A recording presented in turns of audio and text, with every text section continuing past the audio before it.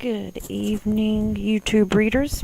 This is Jessie here again with a brand new episode of Manga Monday, and let me just say it's really good to be back after dealing with all of that craziness from Hurricane Florence. I know a lot of people are still waiting to get their power on. There's a lot of streets still flooded out that we can't get through, but otherwise, everything's trying to return to normal, so for the sake of normality, I'm here with a brand new episode.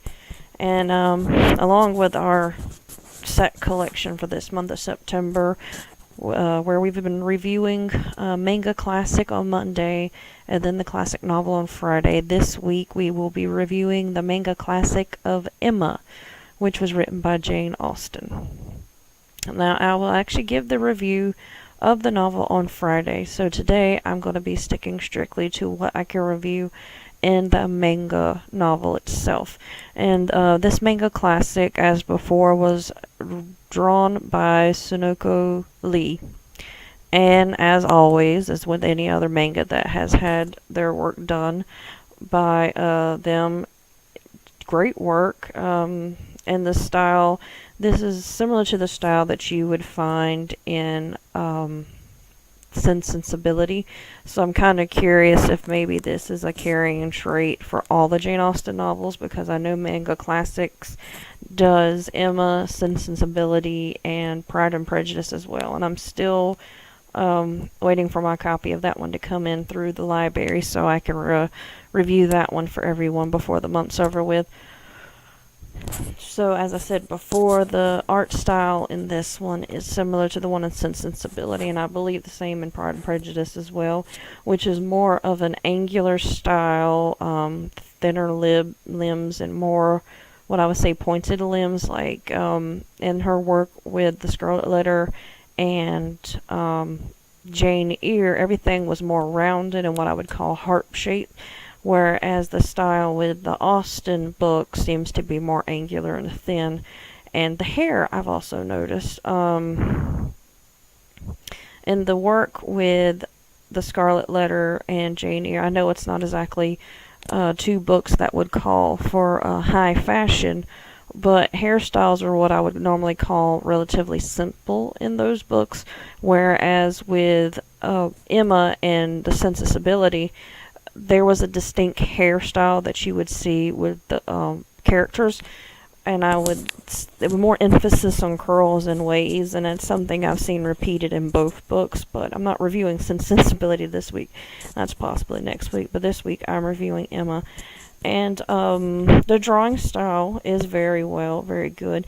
I can't say I particularly agree with the artist's rendition of Emma herself as a character. I'm not very, what's the word I'm looking for here?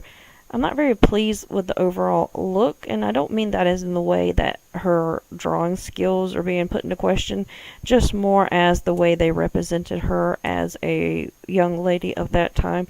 I know women would occasionally have short hair during that time, as it was a style for a short period carried out by one of the royals during the time, but I don't see it as a style that Emma Woodhouse would have had herself, because with her being such a higher up in the village, a very prominent person, I would see that she would have done more to complement her looks, more up hairstyles, more elegantly done, because that pretty much cemented her place in society there, and I do see her dress being a lot more, her attire more differently than what was represented, so that's one thing I don't entirely agree with. I don't particularly agree with the representation of her father as well, and if we're going to go on that line of thought, I don't really like the way Mr. Knightley was represented. I can say that I believe there's a very close similarity in character representation between Mr. Knightley and Colonel Brandon in Sensibility, which, like I said, I know I'm not reviewing Sensibility this week, but there's just a lot of comparison based on the artwork and character representations between the two.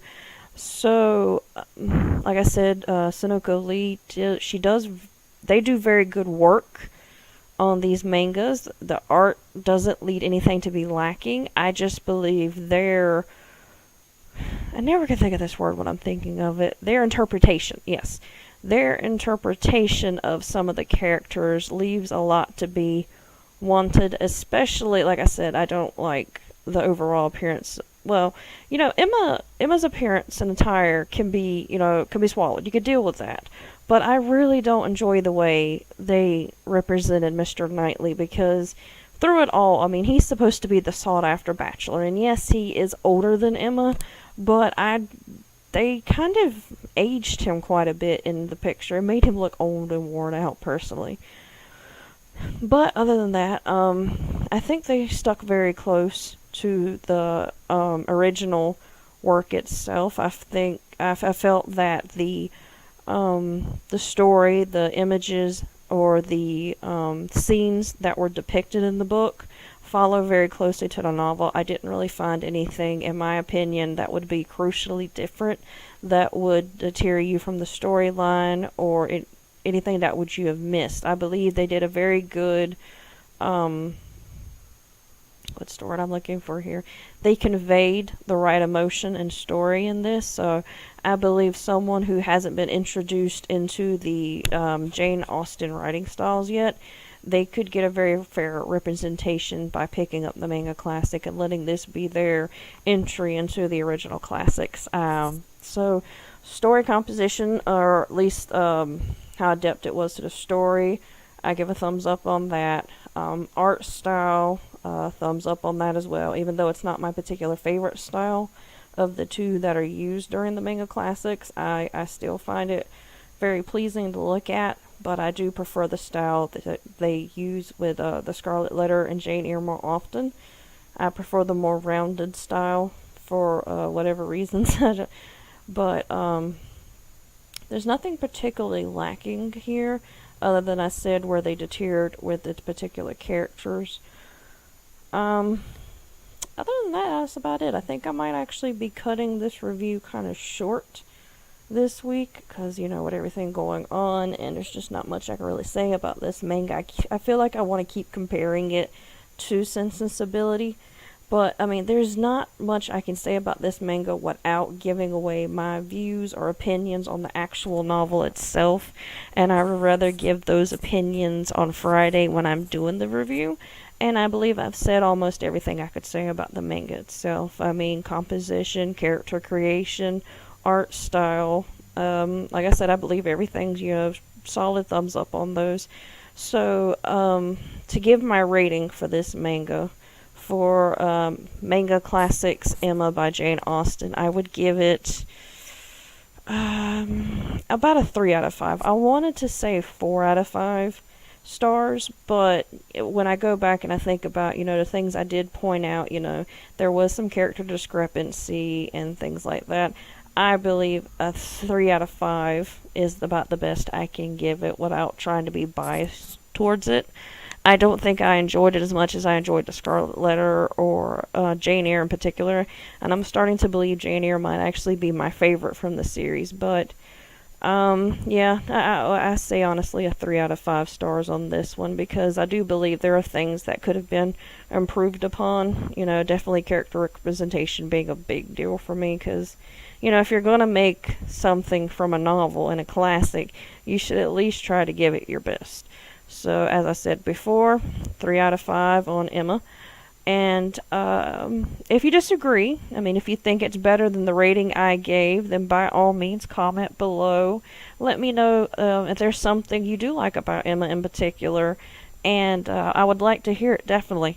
But I will see all of you back here again on Friday when we review the classic novel of Emma by Jane Austen, and I believe I'm going to have a great deal to say about that in particular, about the novel itself. And next week, depending on whether Pride and Prejudice comes in, I may be reviewing that, or Sense and Sensibility. But I know by the end of the month, before we head into the month of October, I'm going to be redoing a very special manga classic to close up this month and head us into October and to more spookier and magic tales.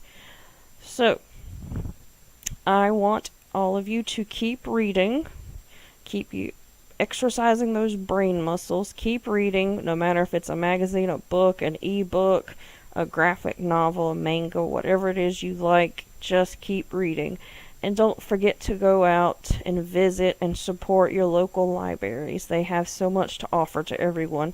And I will see you back here again on Friday, and have a good night.